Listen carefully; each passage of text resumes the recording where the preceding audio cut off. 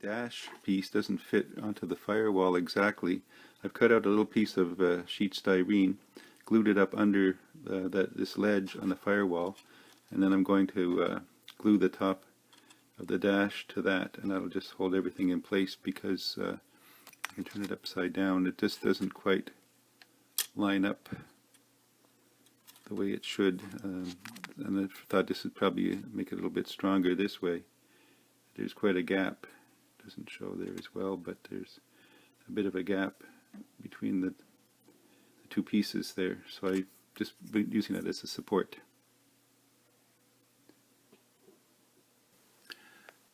Well, I'm back with the finished model here, and came out not too bad. The decals went on pretty well.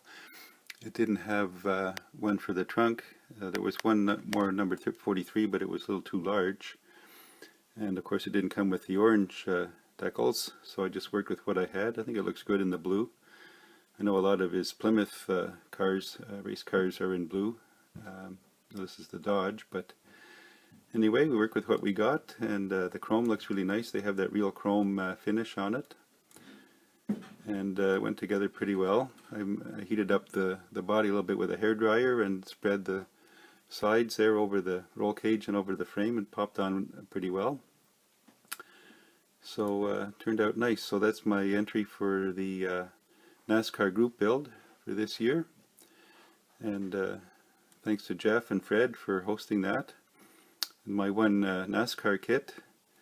So thanks for following along, and there'll be some pictures at the end, and we'll see what comes up next on the